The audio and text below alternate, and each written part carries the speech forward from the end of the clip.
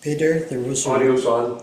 there was a request that maybe you could pan the audience at the beginning at some point so that people at home could see who's here. Yeah.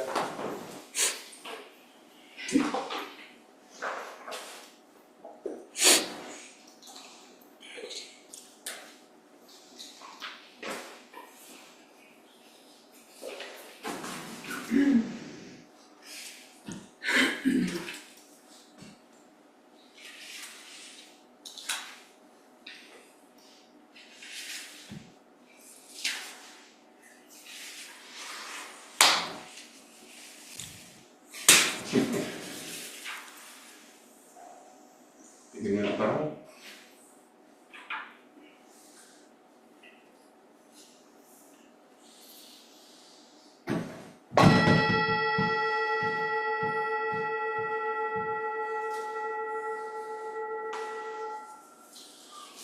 On the northwest border of the land of Liana, on the pistil of a lotus flowering stem, you attain supreme wondrous city, renowned as Padmakara, surrounded by a retinue of many Dakinis. Following you, I reach accomplishment.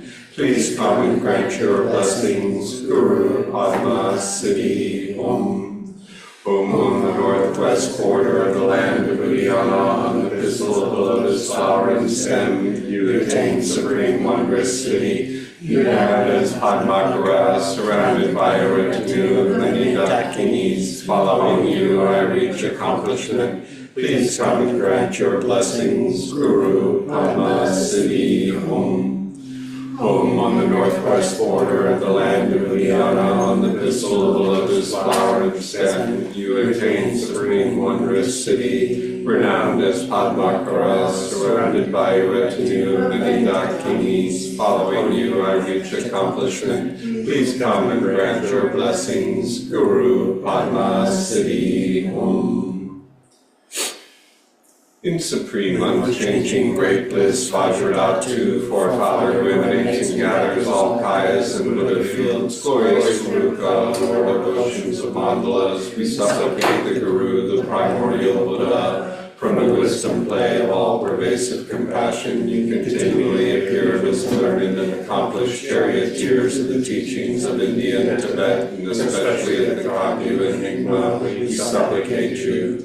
In particular, as the magical emanation of sacred wisdom, who are doing marvelous virtues of hearing, contemplating, and meditating, manifested for our sake as Buddha activity, Choki Gyatso, we supplicate at your feet, actualizing the wisdom of ultimate Dharmata, confusion exhausted at its base, here spontaneous wisdom came forth. Apparent existence perfect as the one mandala of Dharmakaya, we supplicate space, Choki Gyatso, by the power of birth and death being naturally pure and enlightenment with a vision of compassion beyond decrease or increase, looking after us disciples who are left behind, please ripen and free our beings. Perfecting the excellent path of the effortless jhana, glorious Guru, may our minds mix with yours, thoroughly liberated in the youthful boss body endowed with the 6 qualities, may we perfect the 2 benefits.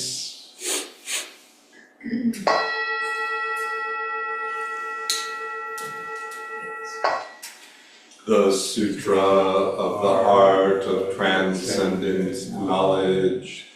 Thus have I heard once the Blessed One was dwelling in Rajagriha and Vulture Peak Mountain together with the great gathering of the Sangha of monks and the great gathering of the Sangha of Bodhisattvas. At that time the Blessed One entered the Samadhi that expresses the Dharma called profound illumination, and at the same time noble Avalokiteshvara, the Bodhisattva Mahasattva, while practicing the profound Prajnaparamita, saw in this way. He saw the 5 skandhas to be empty of nature, then through the power of the Buddha, Venerable Shariputra said to noble Avalokiteshvara, the Bodhisattva Mahasattva, how Prajna, son or daughter of noble family train who wishes to practice the profound Prajna Paramita, addressed in this way, noble Avalokiteshvara, the Bodhisattva Mahasattva, said to Venerable Shariputra, O Shariputra, a son or daughter of noble family who wishes to practice the profound Prajna Paramita should see in this way, seeing the five skandhas to be empty of nature. Form is emptiness, emptiness also is form, emptiness is no other than form, form is no other than emptiness. In the same way, feeling, perception, formation, and consciousness are emptiness. The Shariputra, all dharmas are emptiness. There are no characteristics, there is no birth and no cessation, there is no impurity and no purity, there is no decrease and no increase. Therefore, Shariputra, in emptiness there is no form, no feeling, no perception, no formation, no consciousness, no eye, no ear, no nose, no tongue, no body, no mind, no appearance, no sound, no smell, no taste, no touch, no dharmas, no I dhatu, up to, no mind dhatu, no dhatu of dharmas, no mind consciousness dhatu, no ignorance, no end of ignorance, up to no old age and death, no end of old age and death, no suffering, no origin, no suffering, no cessation, no suffering, no path, no wisdom, no attainment, and no non-attainment. Therefore, Shariputra, since the Bodhisattvas have no attainment, they abide by means of Prajna Paramita. Since there is no obscuration of mind, there is no fear, they transcend falsity and obtain complete nirvana. All the Buddhas of the 3 times by means of Prajna Paramita fully awakened to unsurpassable, true, complete enlightenment. Therefore, the great mantra, Prajna Paramita, the mantra of great insight, the unsurpassed mantra, the unequaled mantra, the mantra that calms all suffering, should be known as true, since there is no deception. The Prajna Paramita mantra is said in this way: Om Gate Gate Para Gate Para Sangate Bodhi Swaha. The Shariputra, the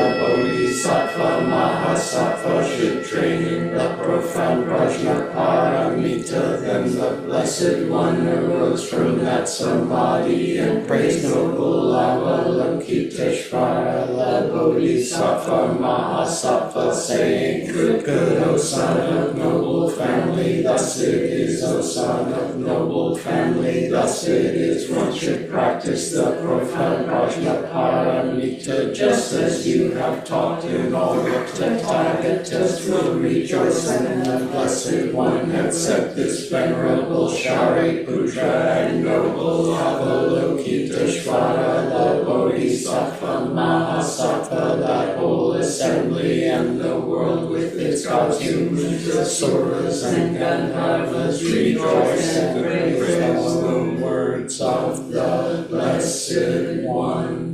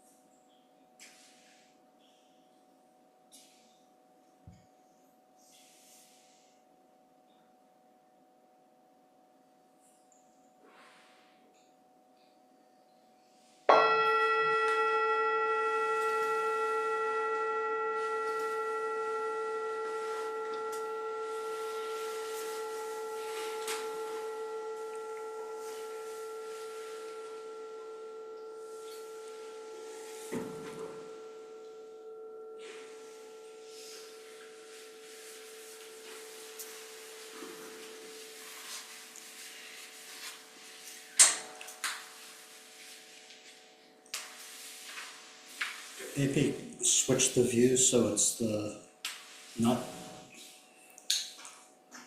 Speaker. doesn't have to show me to the people in the room.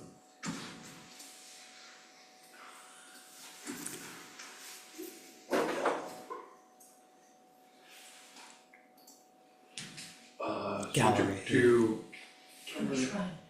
gallery? Yeah, that'd be good. Thank you. So good evening, everyone. Nice to see you again. Thank you for braving this marvelous weather. Last week we talked about ego and its nature. And I'd like to continue from there.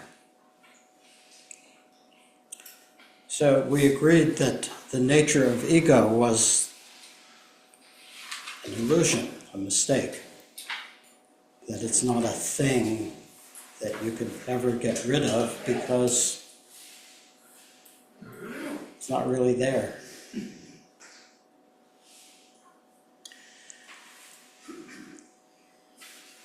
There's a technical term that I think is helpful here, which is superimposition. One thing superimposed on another. And in this case, ego is superimposed on the five skandhas. In other words, our ongoing, constantly changing experience of sights and sounds, feelings, concepts, and so on. We superimpose me on them, or mine.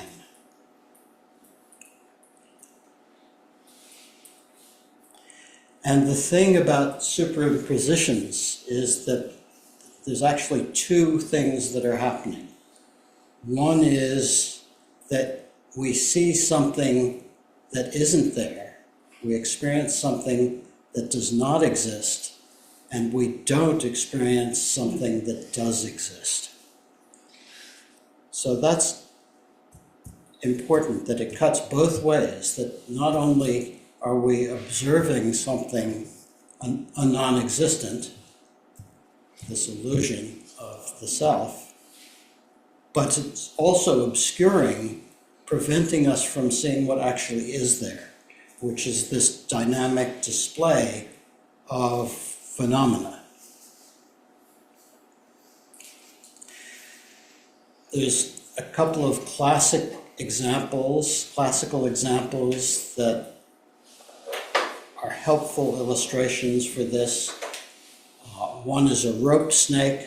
I'm sure everyone has heard more than enough about rope snakes, but I'm going to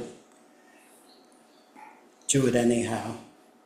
If you go into the garden in twilight, you can't see very well, and you see a rope or a hose or something like that, and because you don't see it clearly, you mistake it for a snake. Most of us are afraid of snakes. Some of us are attracted to snakes, but you'll have a reaction. You'll have an emotional reaction to something that isn't there. And at the same time, you won't see what is there. So the rope snake illustrates both seeing a snake that isn't there and not seeing a rope that is there. Liz. Philip Rinpoche once told a story about he didn't have his glasses on, Philip Rinpoche, and what he thought was a rope was actually a snake. Just another version. Which disproves that whole theory. So another example that's used for this is a mirage, where you see water where there is no water, and you don't see the heated road or the desert sand or whatever actually is there. So this error of ego produces all sorts of distortions. Seeing what isn't there, not seeing what is there, is happening again and again, and it distorts our experience of ourselves and our world. Pretty much the whole Buddhist path is dedicated to removing that distortion, removing that error.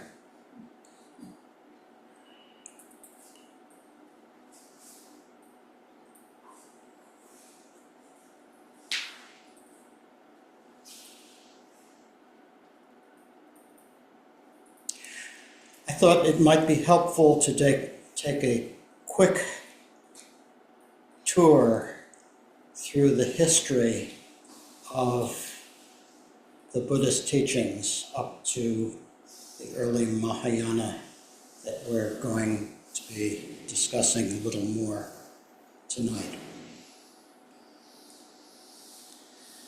So we don't know much about what the Buddha actually said. There are people who believe they know exactly what he said because that's supposedly what's recorded in the Theravada Sutras and so on. But we don't have any recordings of the Buddha talking, and the stylized nature of the sutras makes you believe that they're at least somewhat composed to make them memorable and easy to recite and so on. So we don't know quite what he was saying, but it's clear that the early Buddhist teachings were in the form of dialogues, and the principal subject matter was cause and effect, causality. So one of the early and most well-known encapsulations of the Buddhist teachings is one that we probably all know the Sanskrit of.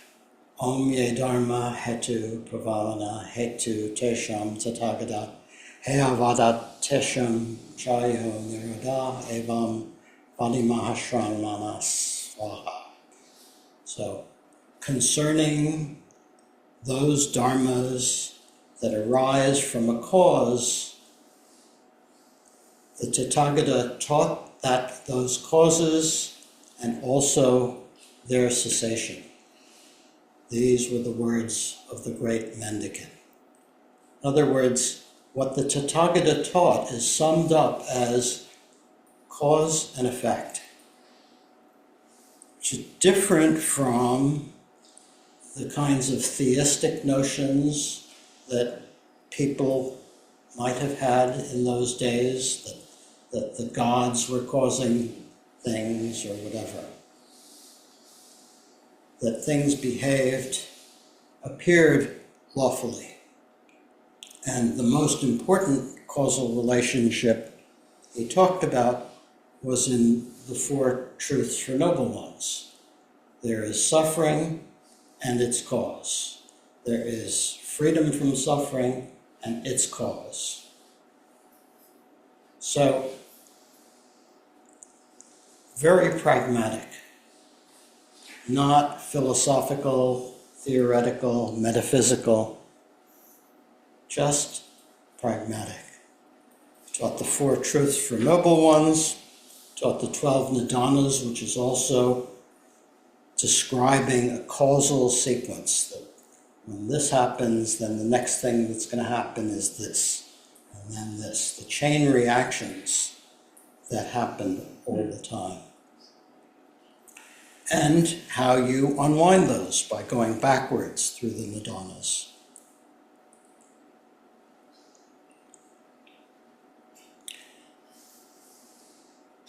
One other pithy summary of what the Buddha taught was abandon wrongdoing, take up virtuous activity, and tame your mind. Pretty straightforward. So he's talking about cause and effect and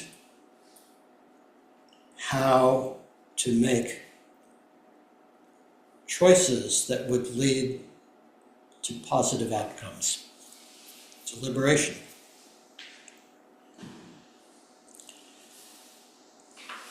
A couple of hundred years after the time of the Buddha, people were looking to start to systematize his teachings and to clarify what the principles were. And this became known as the Abhidharma tradition. And it started with creating lists that people could easily remember. And this is part of the reason why we have all these enumerated lists of features in Buddhism, hundreds of them. You can find long glossaries of numeric lists in, for example, the Princeton Dictionary of Buddhism. It's got a great thing in the back with the ones, the twos, the threes, the fours, the 16s, and on up.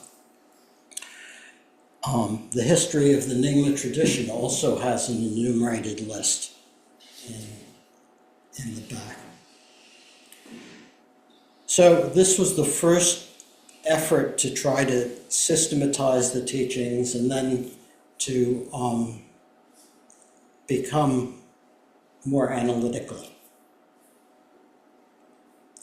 And the essential analysis that the Abhidharma people were doing was,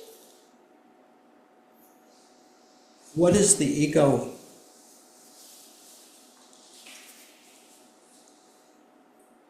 illusion made of?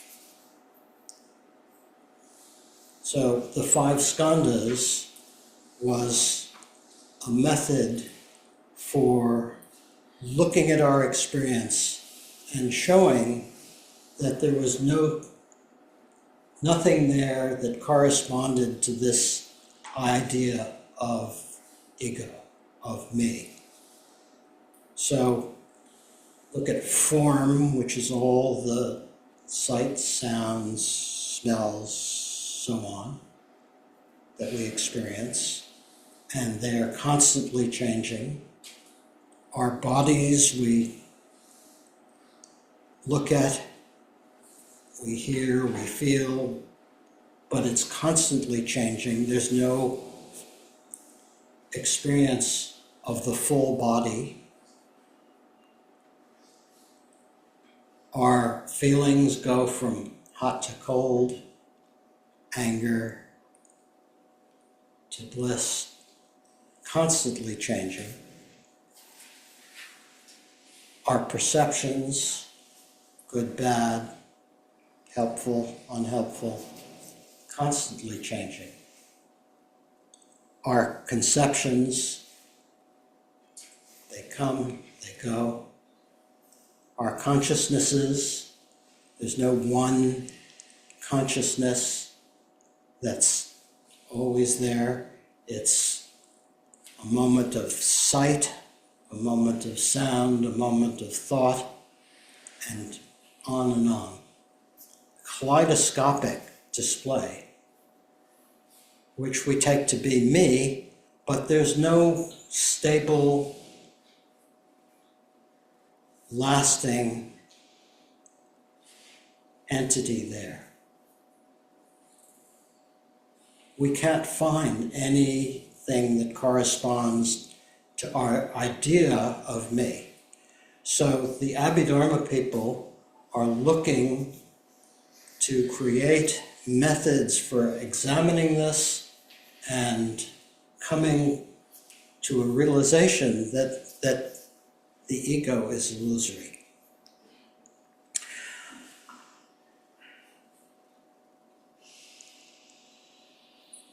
This system becomes more and more developed and complex, and they look at all sorts of dharmas, phenomena, and chart their relationships, virtuous dharmas, non-virtuous dharmas, neutral dharmas, and so on and so forth. The aim of this is always to deconstruct this notion of I am or mine.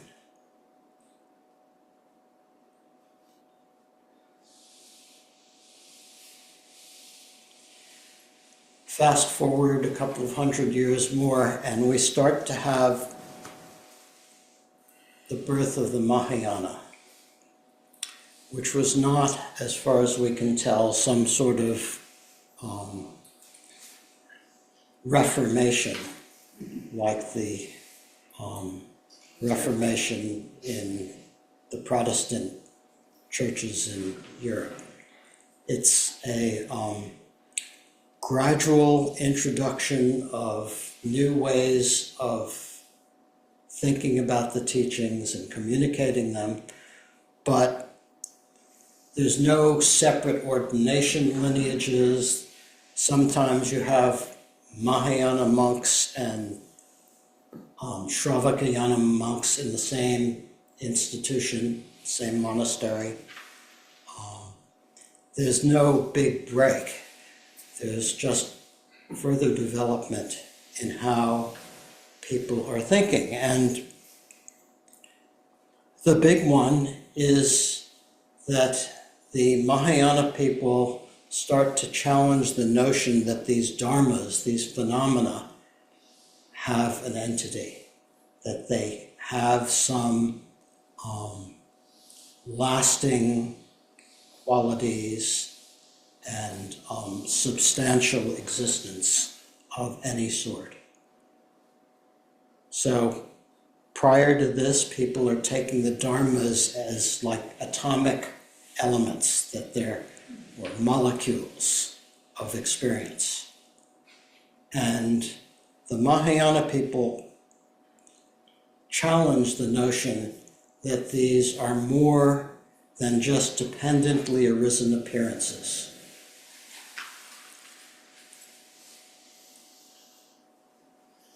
And the reason for this is that even when people start to break down the notion of the self through recognizing that the skandhas aren't a self, that the phenomena don't add up to any essential meanness, they're still clinging. They're still clinging to the phenomena themselves. And so to counteract that, the Mahayana people start to say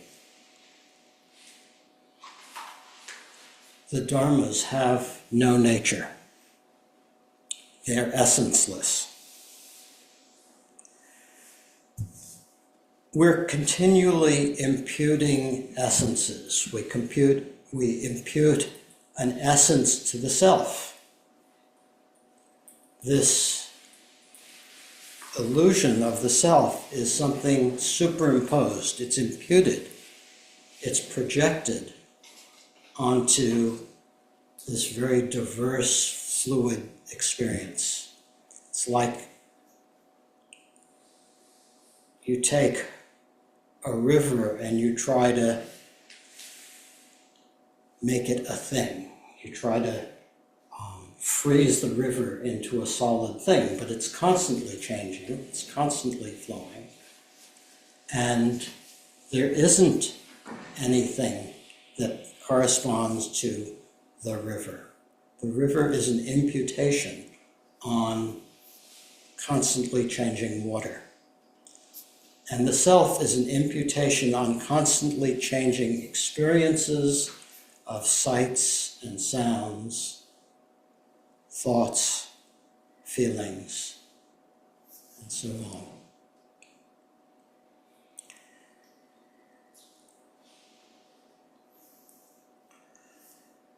Before I go further with this, I want to see if there are any comments or questions, or if I have lost the thread here. Biggs? The example that you use of the dharmas being essence less the river is always one that's kind of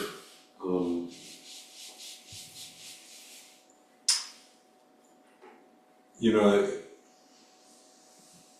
I find it a kind of a natural and easy kind of way of looking at a river.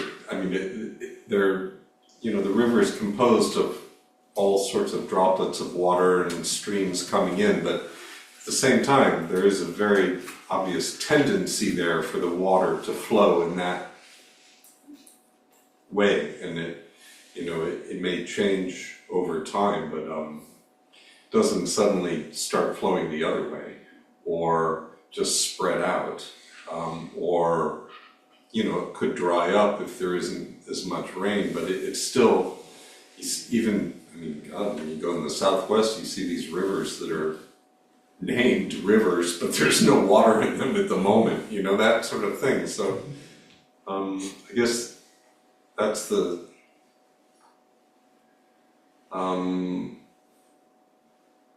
and for the ego too, or for this conception that I have of myself. I mean,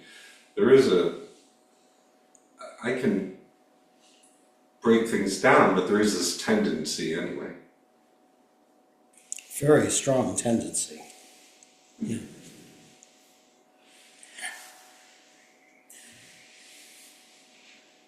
Where do you want to go with that? Well, I just, I find,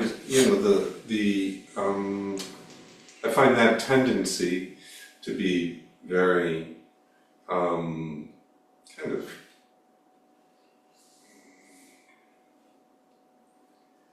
it's not reassuring at all, but it is convincing, and so the notion of emptiness. It's like, okay, or the essenceless of the dharmas.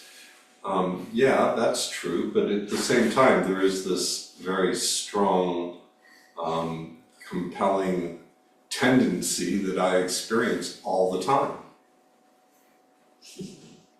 Mm-hmm. And that might be the problem, but it's also, it's very obvious. Yeah.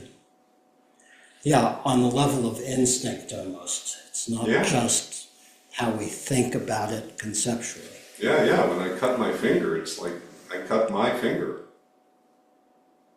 Well, maybe only in the second moment. Only in the what? Second moment. Oh. In the first moment, Yeah, there's just you probably don't have that sense of my finger. It's probably Yeah, exactly. Yeah, but that's a very compelling experience. Sure. Liz, did you want to? Yeah, that's a similar related question. I can see how the river is an imputation on constantly changing water. If you put your boot, something in the river and you go back, it's not there anymore, but the water seems real. So how do you deconstruct the notion of water or fire? Something that seems less conceptual than river. So when we talk about the river and we think about the river, it seems to be one thing. Experiencing. But yeah, when you look at an actual river, it's constantly changing. Mm-hmm. You have to keep imputing something. You have to keep projecting, superimposing onto your immediate experience the idea of river. What about the idea of water? The idea of water, is that also a... Sure. I mean, when the rope snake image is very nice because, you know, we can easily tell, oh yeah, it's not really a snake, it's a rope. Well, the rope is also an imputation. So the river is an imputation and water is an imputation. It's not our immediate experience. It's something superimposed on our experience. Richard? Nor is it good or bad, because there's a slight, as I'm listening, there's a slight taint towards, say, the river, because we label it the river, that there's a, shall we say, a wrongness to it. But there's no wrongness to it. It's that it's useful as a river, but it doesn't exist. But in terms of, for our relative worlds, you know, it serves that purpose. But the problem is that we see it only in a limited way, be it ego or so forth, not in a full, or we could say real way. I would say that it's more the case that we're not recognizing what has happened in our minds when we do this. That this process of superimposition we ignore. We don't recognize that there's first one moment of open, spacious experience, and in the next moment we freeze it. And we don't notice that the freezing is coming from our activity rather than it's the nature of our narrative of the world and ourselves is essentialized, frozen, solidified. We have a sense of I moving through an existing world, which is a mistake. It's a mistake because we haven't recognized that the I and the world are constantly open and spacious, constantly a dynamic display. And that's where this distortion comes in of me and mine. Take a simple example. My phone. This really seems to be my phone.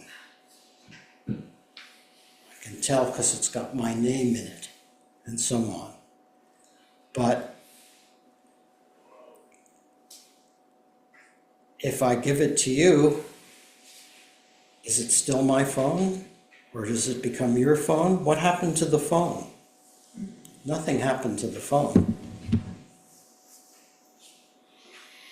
Earlier, you spoke of not seen, and then what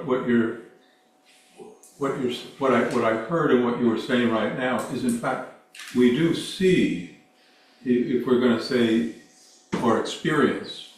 It depends on how we talk about see, but in terms of that, we have the, shall we say, the truth of the moment, but then there's the whatever comes next. We'll call it the mistake, or we'll call it the labeling, or we'll call it the panic, or the groundlessness, whatever. But there is that, the seeing, question is the seeing always there, or is the experience always there? Well, the seeing, in the way I'm talking about it tonight, is we're seeing what isn't there and not seeing what is there. That's the distortion.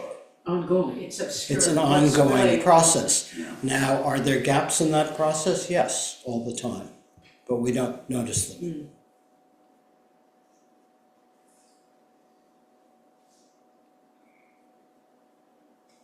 I'm going to leave that as an open question. Great. Something that's not related to this necessarily, but I find interesting is how much kind of attraction there is to something that's moving so much, changing so much, particularly water and fire. You know, where we can gaze without much thought. It holds us in the changing. The political spectrum is freaking me out right now, and it's changing. It's too fast. But the river, the water, and the fire are brilliant at that. It invites me to be a bit more open to the other. What do you think it is about watching a fire that is easy to do? Movement. I think it's the movement. It's the continual movement, and it holds a level of attention that is not there by staring at the piece of wood. A piece of wood. Does that relate at all to this idea of? Well, it might. I don't know the answer. Anyway, it's just interesting. Well, it is interesting, and I'm just thinking about it as we talk, and staring at a fire is a thing, and it can be very soothing if it's not burning down your house. But Or your city. it can be very soothing, and there's something about that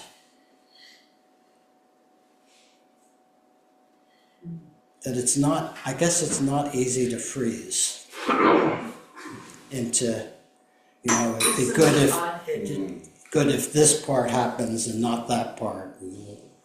I don't know. It's a good question. Jim, did you want to? Well, yeah, I mean, it's already dangerous, it's so vast. It brings up this thought, the thought, isn't it? Everybody's opinions and when you were talking about the rope in a snake, there's another analogy, like there's also small mind and big mind. Big picture, the big picture, that kind of thing.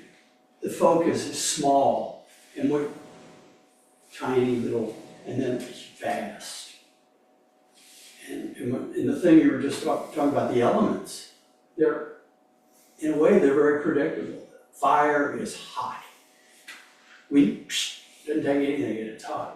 Water is wet. Earth is, so I don't know, those elements, you were saying, why are we attracted to those? They're dependable. It's going to be hot if you see fire. And that kind of thing. I don't know. There's so much thought in all that. You're speaking of the attraction by its dependence, and I'm speaking of the attraction by its change. Continual change. It's interesting that an element can be both. Dependable. Getting back to the basic notion of superimposition, superimposing essences on things that don't have essences, which is everything. This is where the Mahayana starts cooking. And I thought, to make this tangible, we could look at a few lines from the Heart Sutra. which we've all chanted.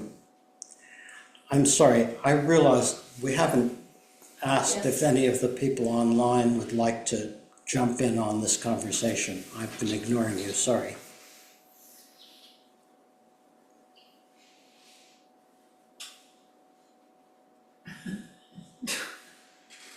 Rather impassive. All good out there? Okay. We'll just keep going then. Keep flowing. So, the Heart Sutra. This really gets to the notion of essencelessness and brings out the notion of superimposition that prevents us from seeing this essencelessness.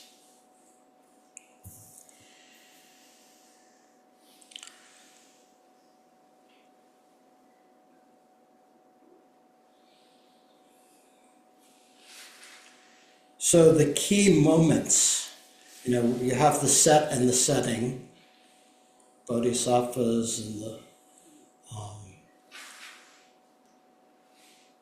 monks, Sangha of monks and Sangha of bodhisattvas, Shravakas and the bodhisattvas, whomever they are.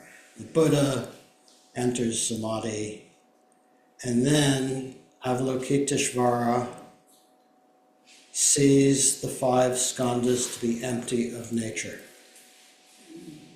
So that's where things cook. That's where we're getting to the point. Seeing the 5 skandhas to be empty of nature.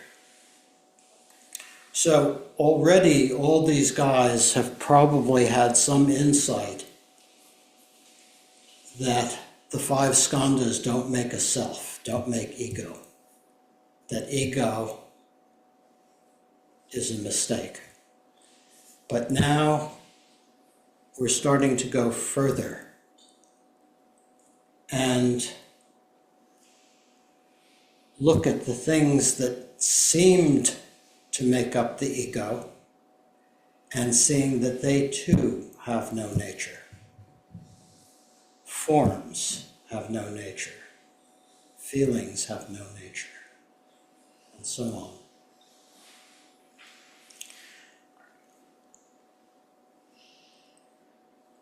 It talks about Avalokiteshvara seeing. And you may remember from last week that the term that we translate as the view is dristi, seeing.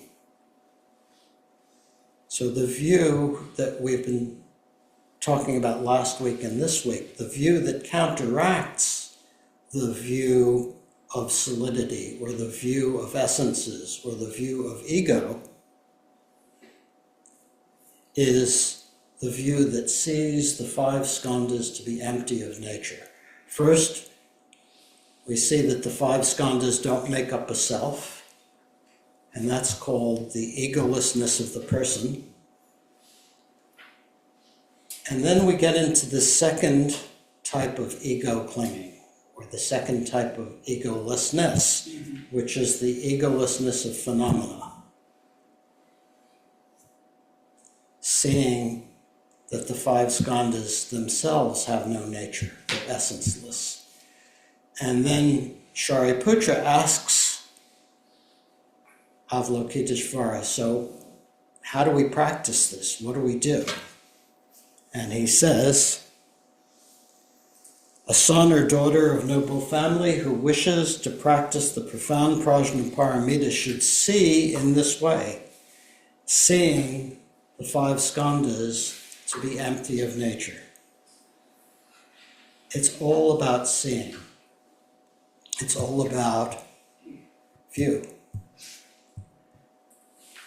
Our mistaken view that things add up to a self, our mistaken view that things have natures, that they are lasting, is a wrong view.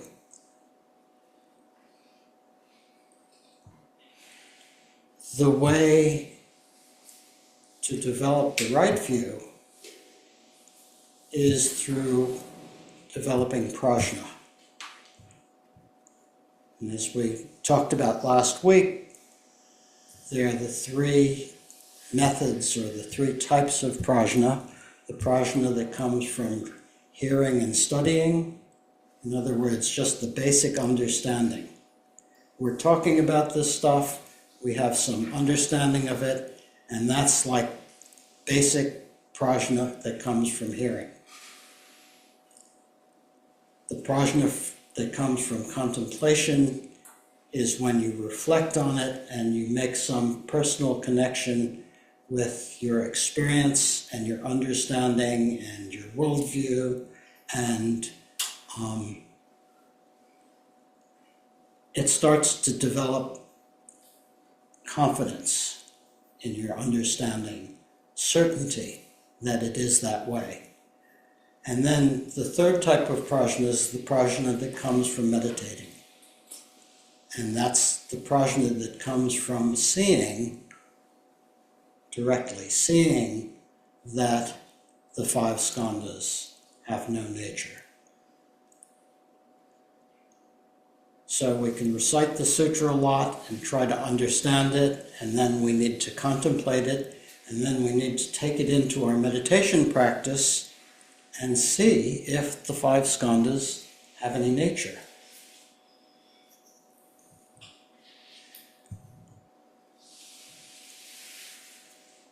To make this quite tangible,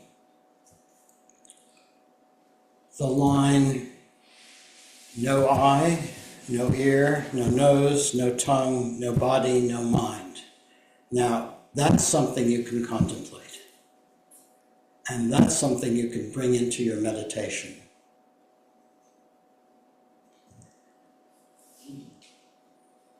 Hopefully, it's not just, no, I know you're no, but something that's provocative.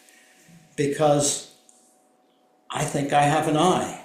I think I have ears. So what does this know about? It's imputed. We just impute ear. We have a whole array of... We have experience. We have experiences, yeah. We have experiences that we call ear, or we call eye, or we call hand.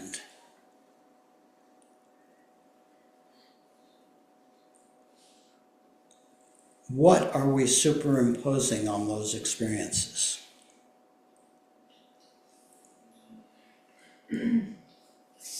Permanence, Permanence, Separateness, separateness, Fear. ear, No, I said fear. fear, It's like the fear of not having a label. yeah. But that's what's driving the show. But the show is this process of superimposition. So what is my experience of my eye? Well, I can poke something, I can look in the mirror, I could look at a photograph, I could look at your eyes and say, oh, those are the same as my eyes, only mine are a different color or whatever. But when we look at the experience of I, the immediate experience of I,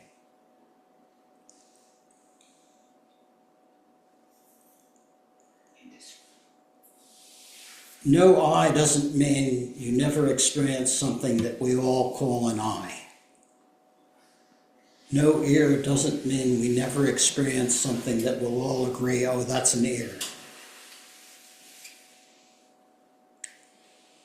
No I means that what we try to freeze, what we superimpose on this flow of experience is this solid lastingness that on examination we can't find.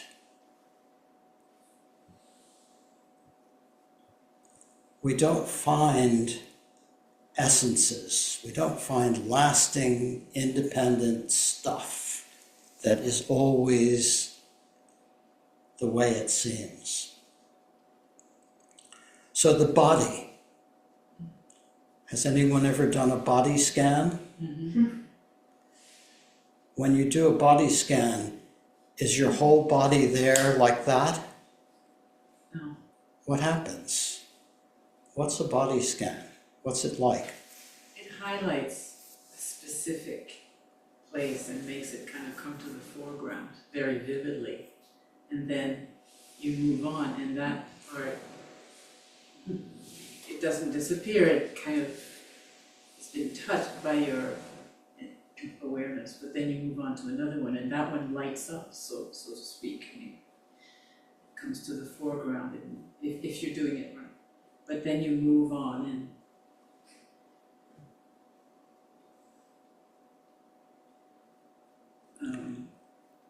anyway, I could go on. And then when you watch television, what happens to those parts of the body? They recede. They recede. How far? I mean, your awareness of them recedes. I take for granted they're still there, but... Okay, so taking for granted that they're still there is the superimposition.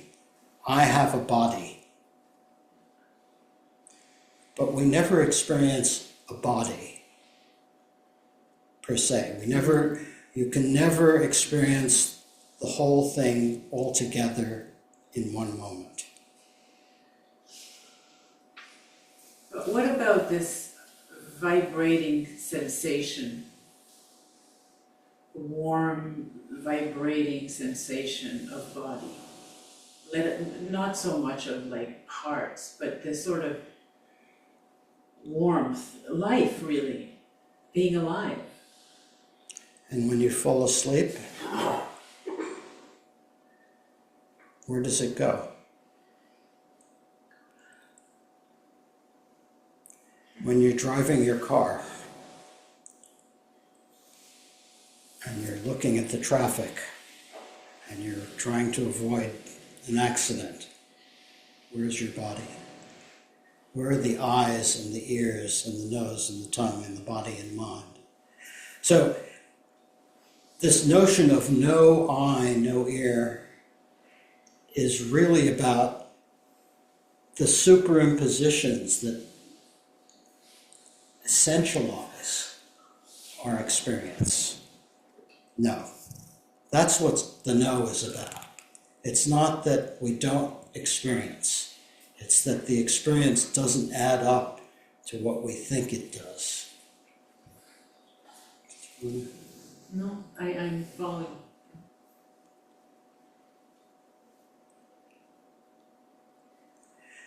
This is challenging. And, the Heart Sutra is super challenging. But it's worth contemplating and putting into meditation. There's a lot of prajna that can arise from this. Did you want to say something, Jim? It just, we almost don't want to say anything. It's just that we know that, the table is solid. We think it's going to last long, but it's basically empty because of the atoms, its structure, that kind of thing. Intellectually, we're told that, I know that table will disintegrate maybe over the next 250 years or a rock or whatever, it's just that kind of thing. I know it's got that empty, it's not there, but we see it. Anyway, that kind of thing. But that's the conceptual way of, right, it's conceptual. Of understanding how the table is impermanent. But the table is much more impermanent than that, because every time you leave the room, it's gone. Right.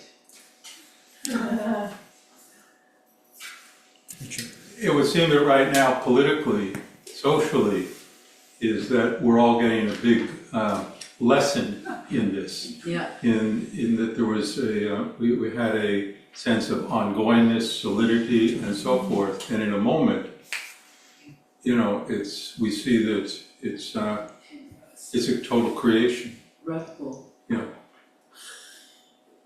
Yeah. But that's more like the table disintegrating over 250 years. It's just quicker. We'll talk about this in 2 weeks. How we kind of preserve our sense of being in a world. Liz? You talked about the first moment and second moment earlier. So in the first moment, that's before we superimpose, that's when we actually see things as they are and don't see things as they aren't. Is that right? Is that what Richie was talking about earlier? That's always happening. And then we're always, in a flash of a second, superimposing. Yeah, that's one way of analyzing it. And that's, comes out of the Pramana tradition where they talk about how perception happens. And in the first moment, there's a moment of sense direct perception, and then in the second moment, concept. Is that what you were talking about with the two moments? That's a particular way of analyzing it and looking at it, and I don't want to get into something technical like that. I want to try to keep it in a much more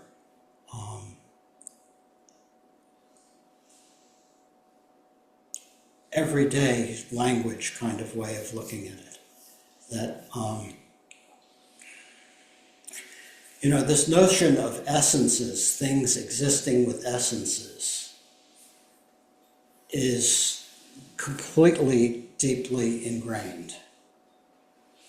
It's probably on the level of our nervous system. It's not something that we had to learn. Or I guess we do have to learn it, but at a very, very basic level. Object constancy and things like that. But, the notion that we'll always have Paris. Yeah. From Casablanca. Yeah. That there'll always be Paris. The sense of that is that all I need to do is have that thought, and that there's something out there that corresponds to it. But if you go to Paris and you try to find Paris in Paris, all you find is buildings and the Eiffel Tower and the Champ de Mars, and you find like moments of Paris. You find moments that you will call part of Paris, but you can't find the Paris that they're a part of. That's imputed. That's something that is superimposed on our experience. This is a Parisian experience. I'm in Paris, but you don't see Paris because Paris is imputed. Yes, Mr. Murchison. Thank you, Mr. Carr. I've never really been able to grasp some of the important ideas that have been taught in the Buddhist tradition, like the tentative existence of ego. But what has happened is that I've heard some things, and then later, when I had some kind of experience in my practice, or even, walking down the street, then I think, oh, yeah, I heard about that. and I had a frame of reference for the experience. So the sort of the concept and the experience came together.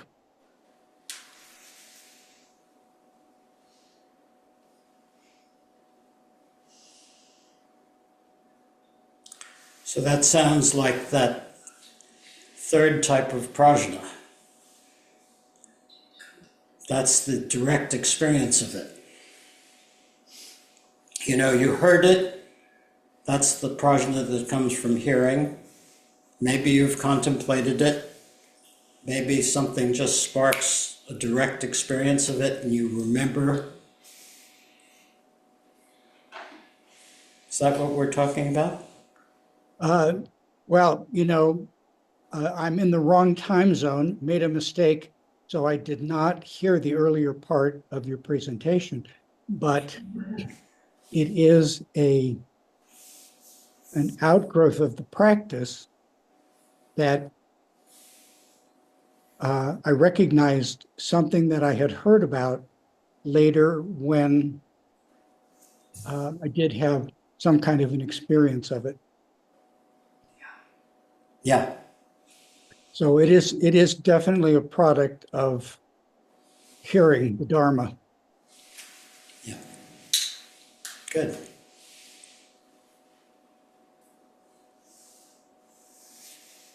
Liz. How is no essence different from nihilism? Not having an essence doesn't mean something doesn't exist. So the no part of no I, if we were talking about nihilism, we would say nobody has an I. There's just nothing. But that's not the case. There are appearances, things dependently appear. But they don't appear from somewhere else, and they don't have a nature. They don't have an existence apart from that moment of experience. Essentializing them is, I've always had an I always have a body, I always have a mind, and at the moment I'm experiencing some part of that, but it's always there. So it's clinging to notions about things that aren't there and not seeing something that is there, which is the moment of fresh, brilliant experience.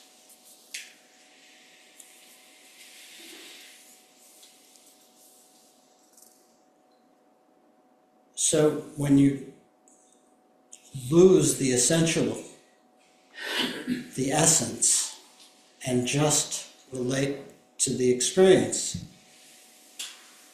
it's like you take all the glue out and it's just fresh. It's direct seeing or hearing or thinking, whatever it is. It's not, that this notion of distortion that ego brings into things is about not seeing them in their freshness. Maybe that's a better way of talking about it. You don't recognize things in their freshness, but you have a canned version of them that you're experiencing. Is it like a memory of the thing? Well, it's memory? You could say it's a memory or a concept or an idea, but it's a projection of what you're looking at. So, An obscuration. Yeah. one sec, Ara. You see at a great distance someone you know on the street, say, and you recognize them without noticing what they're wearing, and So it's the memory. something has appeared in your mind that is your projection of that person rather than the freshness of who that person is at that moment. But when you saw them, there was a, Before that, must have been something that was fresh, but you canned it instantly. By labeling it. The labeling is part of it, but it's even, it's not so much that I say, oh, there's Dominique. It's that before I say anything, you it's, see me. I know it. There's a knowing, which is a conceptual knowing. It's a projection. And then you label it, and then you think about it. Ira? Yes, I get some things and not sure of others. The idea you expressed a little bit ago that there's a table and then you leave the room and the table's gone. I'd like to think is just a way of helping us think about it, as opposed to the real worldview we're talking about. Yeah. Yeah, it's to question, are imputing an essence to that table that is lasting and stays there, and I'm in the other room and I know the table is there, and you're not actually talking about the table at that point. You're talking about a memory. I think that's helpful. Thank you. Pardon me? I think that's helpful. Thank you. Good. The Richard? moment of experience is nowness. Yeah. Richard? In what you were saying with Dominique just now, I didn't understand that in terms of the seeing the friend in that moment. And you, if I heard correctly, you were saying that moment where I recognize a friend is a conceptual knowing.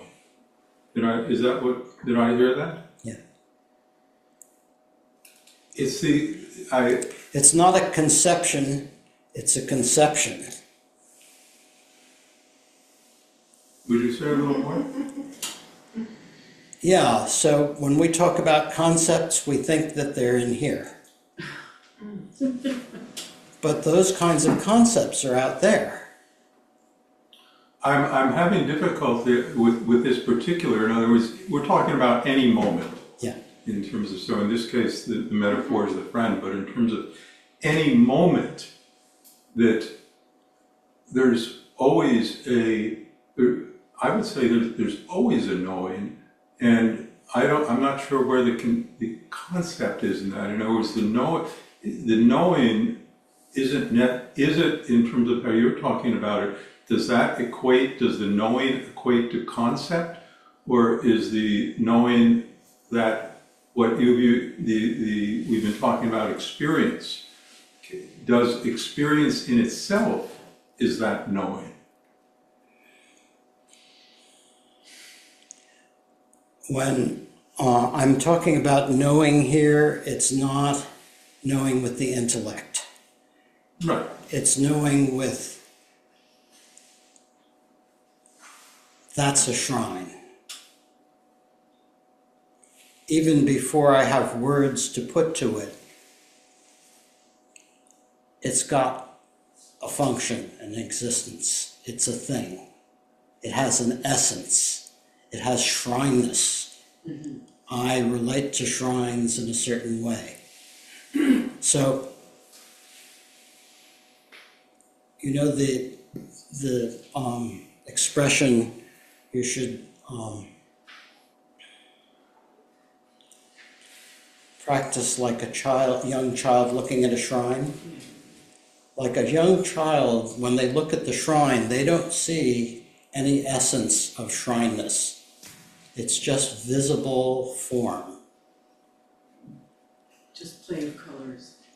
But we don't see that way. We see essences. We see, that's really a shrine. So in this case, then the label, the name shrine, is what we would call the concept or the knowing. You're shaking your head, but in terms of when I see isn't it the case that secondarily I say shrine? I would say that's thirdly. First, there's just a moment of Recognition. seeing, visual experience. Yes, And and then- that's, can I stop you there? So is there any concept within that?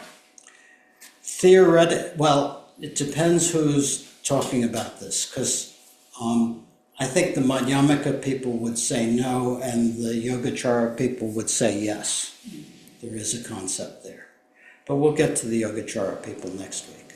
Okay, But for our purposes today, the important thing is that in the first moment, you see a shape and color.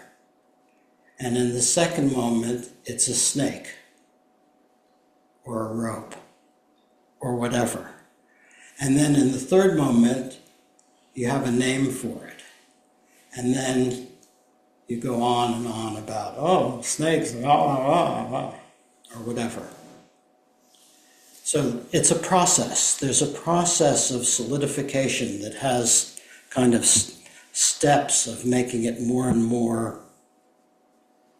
and as you spoke of freshness earlier, and is freshness different than that? Yes. Is that in a prior, Freshness is when you can Stay recognize. in the first. Well, sometimes it's the first moment, and sometimes it's recognizing the projecting. You know, you recognize the movement of the mind that is projecting, oh, that's a shrine. And there's freshness then again. You can refresh at that point. So normally we don't. Normally we freeze it and don't look any further. Robert.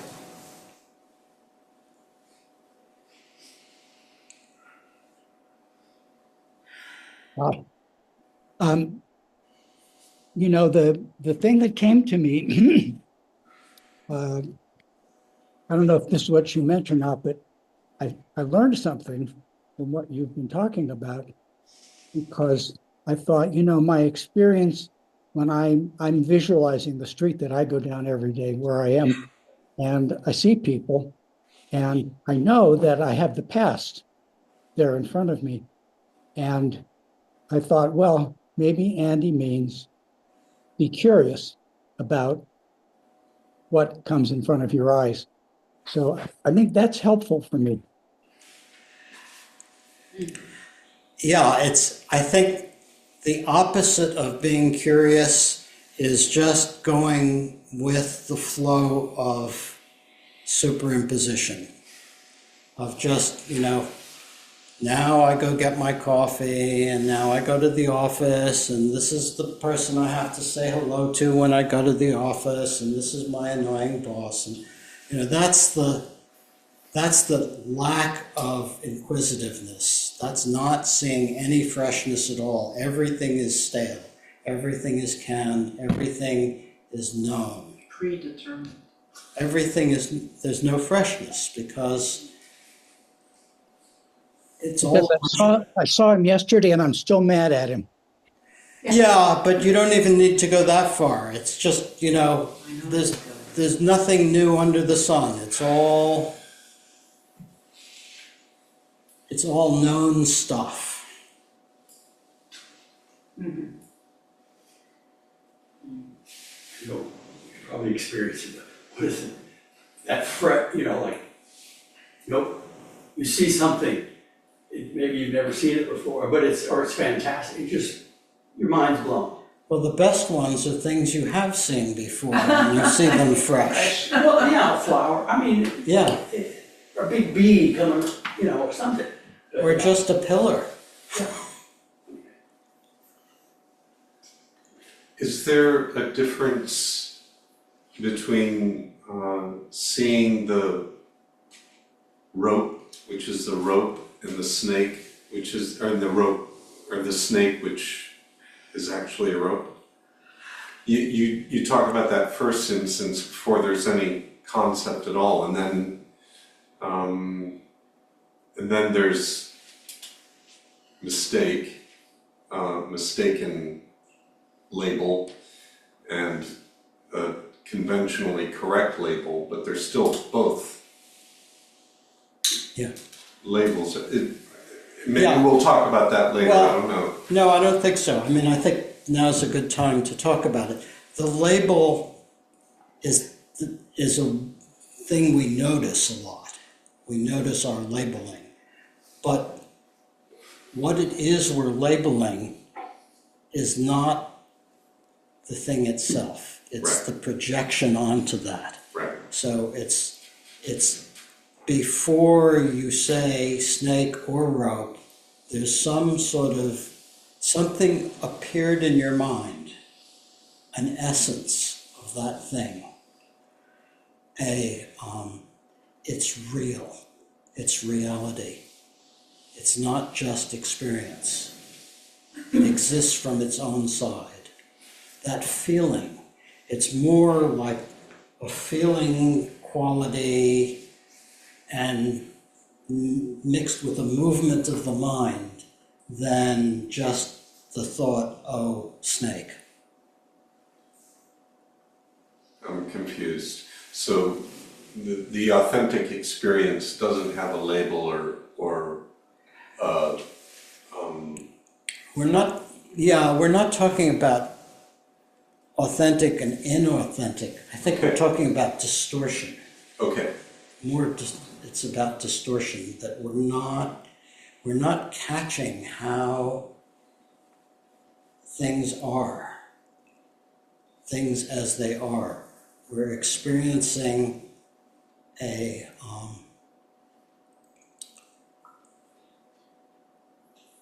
contrived version of them, a fabricated version of them.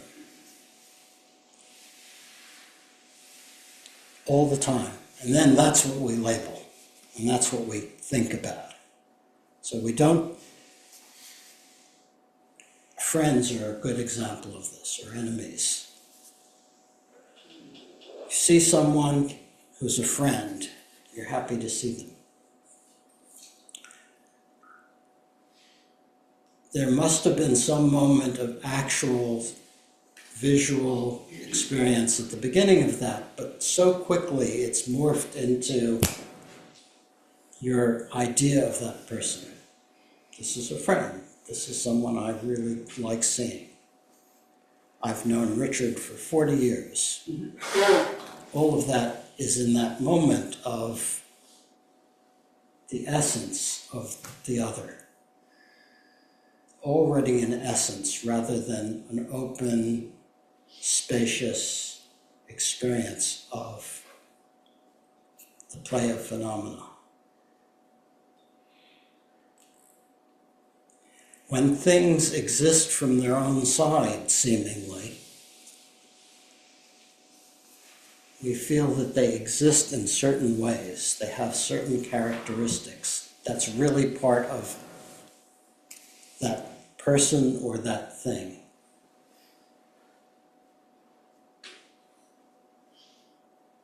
And, they can change.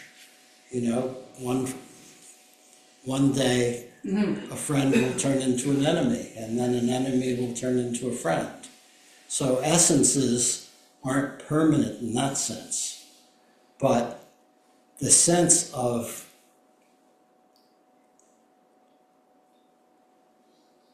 they exist solidly, dependably,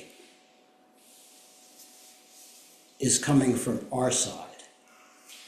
Can I ask, sorry, just, No, it don't. is This is also This is possible. the point of this. It's not for me to tell you how it is, but for us to engage, so don't apologize. Presumably, it's also possible to experience Richard actually in knowing him and appreciating him without that label of Richard on him too. To actually know, okay, this is not just a disorganized, amorphous appearance of a being that I have not labeled Richard, and then I go into Richard, and then I go into friend or enemy or whatever it is, but that I could actually know Richard, know that Richard is my friend, and also experience him without the labels and appreciate all those. Even the fine- labels are fine. I mean, Sure, but I don't- experience them as labels or experience, the- in other words, I can live my life with openness and still have Richard in it. Sure. Yes. Sure, but Right, the whole story is about view. yes. Whether you see it, Yeah, like if that, you don't see it, right, and it's just part of your ongoing right, cranking through the Right. world, it's not fresh. right, that's what I was trying to get to. That's right. I mean, that's why Trungpa Rinpoche said, we don't have an enlightenment ward. Right, We don't have, enlightened people are still capable of recognizing other people and making coffee and, So, we're not limited to pre-label. that's right. And that's important. That's really important because there's a lot of confusion about that. Like people think if I could stop my thoughts, I would be enlightened. Well, no, that's not what we're talking about. It's not being, just hit yourself over the head if you think that's going to produce enlightenment. Right. It's recognition, it's seeing things as they are instead of things as we imagine them to be or superimpose them on them to be. and you can still function? Sure. Sure. I mean, why not? Why not? I don't know, if I live my life like a child in a shrine room, That's a metaphor. That's not what we're talking about. We have, we bring all our prajna to bear, and our prajna includes understanding that 2 + 2 = 4, and that if you coexist. combine hydrogen and oxygen in the right quantities, you'll get water and all of that. You don't lose that. But you lose the delusion about it. You lose the sense of solidified, gooey Yeah, reality. but I think what I'm wondering about is how,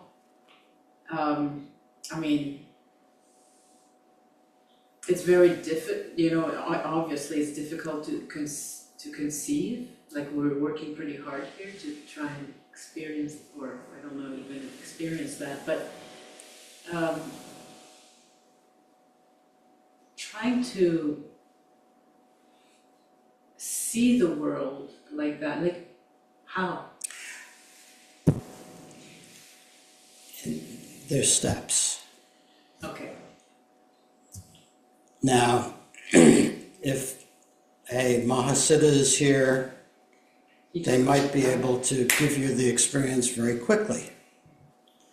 With ordinary old teachers, they would say, you have to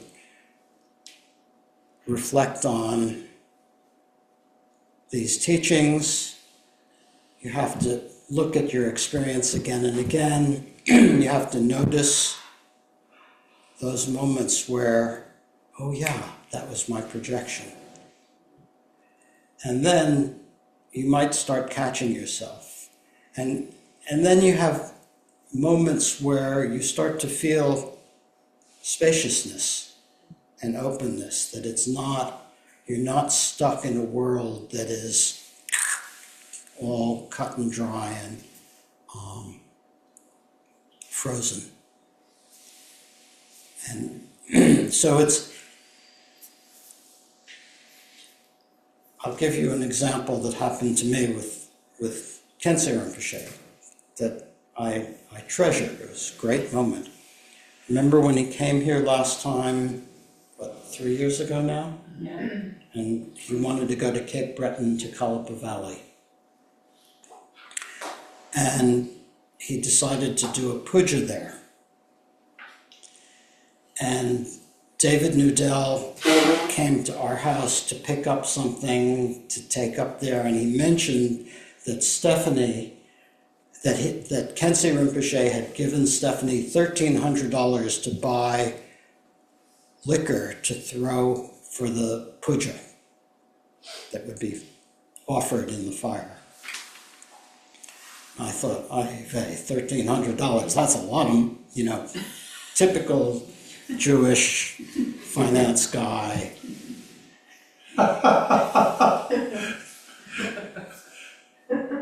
2 days later, Maybe he's Scottish.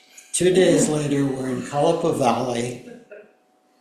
He's sitting on the ground doing the puja from his laptop. And then people start pouring the alcohol in the fire. One of the bottles of champagne cost $300 and all of that. And he was having us all take bottles and throw the liquor in the fire. And when the alcohol hits the fire, it flames up. It's quite dramatic. And then he said something about pujas, and I realized, oh yeah, what was going in the fire was my concepts about the money. That the vividness of this alcohol blazing up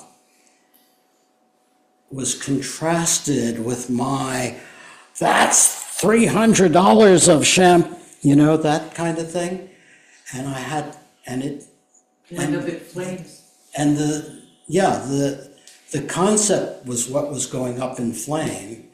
And, it was a very dramatic and very wonderful experience for me. But it wasn't, like transform my world. It was just a pointing out. And now when I get hung up on, oh, that cost $1,200, sometimes I can actually just Smile. That's not what this is. This is just... So you need a lot of those. I think in the Abhisamaya Lankara, it says you need like 64,000 moments of insight. So, but what happens is, and this is an image Trungpa Rinpoche used, the ocean of Dharmakaya wears away the land of conceptual mind. So the freshness comes from the wearing out all our habits of solidifying, of projecting and not recognizing. So it's not like you have to suddenly switch gears and recognize that no phenomena have a nature. You're not going to do that.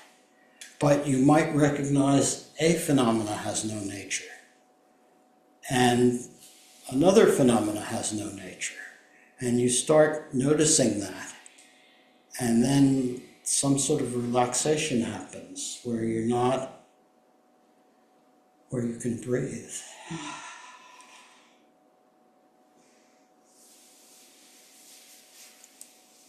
So the emptiness, it sounds like, oh yeah, something big's going to shift. Well, you might have moments of big shift, but they're not going to add up to anything. Hopefully they'll subtract, so that, you get less solidifying. It's the same thing that we were talking about last week about ego. You can't get rid of your ego because it never existed. You can see through it, you can recognize its lack of nature, but you can't get rid of it. You can't get rid of samsara because it doesn't really exist.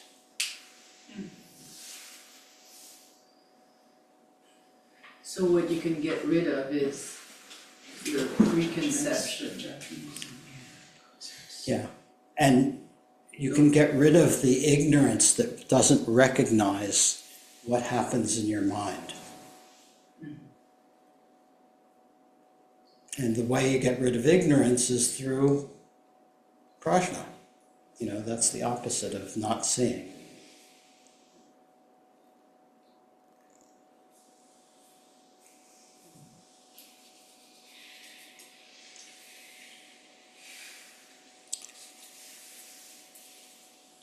Robert. I would like to tell a very brief, much older story about Trungpa Rinpoche, rooted early in the days when he came to England. He met this young woman, I think she was 16,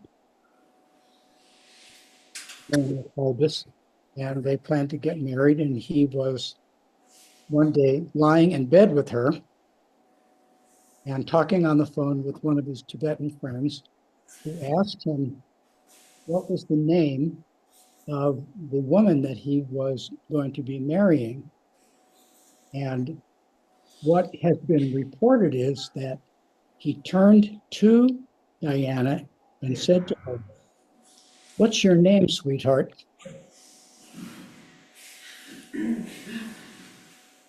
I have always found that very humorous.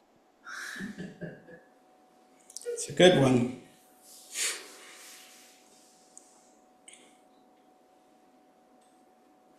What did she reply? That would be more interesting to me. She was anonymous. I didn't ever hear that part of the story. Yeah. We never will. Who writes history?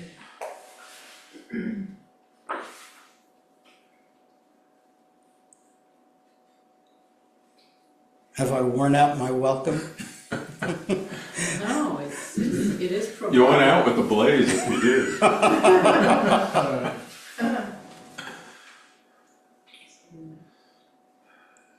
Okay, well, thank you all. Great to be able to talk about this stuff with you. Next week, we'll start looking at some of the Yogacara ways of deconstructing, which are a little different from the Prajnaparamita or Madhyamaka ways that we've been playing with tonight. You'll give the historical, see, it's interesting to hear the historical Yeah, sequence of I'll- how he's developed. So Yeah, it's very I'll try, interesting, yeah.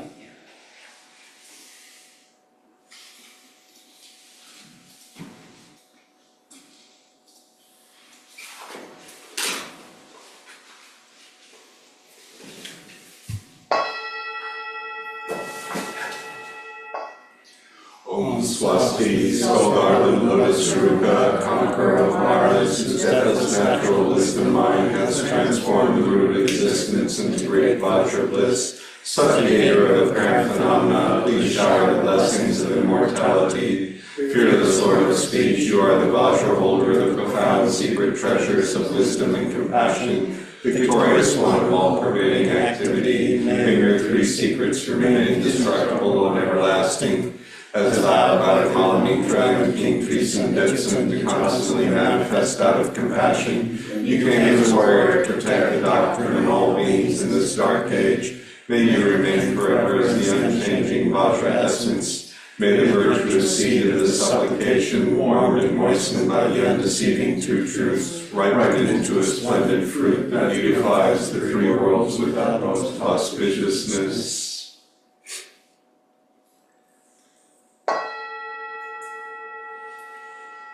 Through the blessings of the unfailing Buddha, Dharma, and Sangha, the Guru, Yadande, and Dakini, together with Malamitra, Guru Padmakara, and consort, may the life of Murti Tokyo remain secure for 100 years, and may vast ways of benefit for the teachings and beings be accomplished.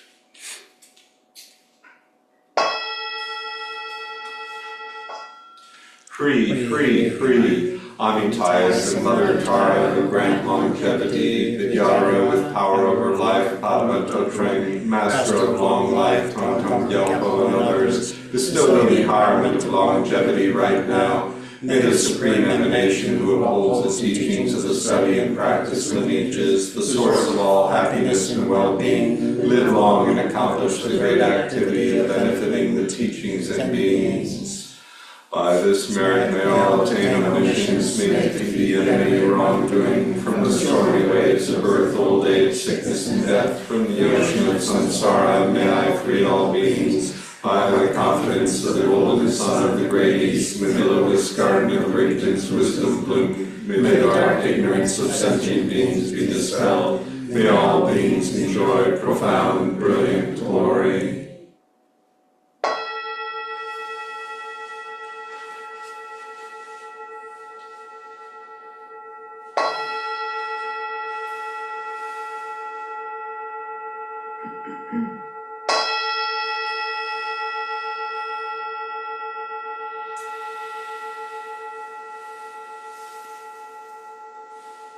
Thank you.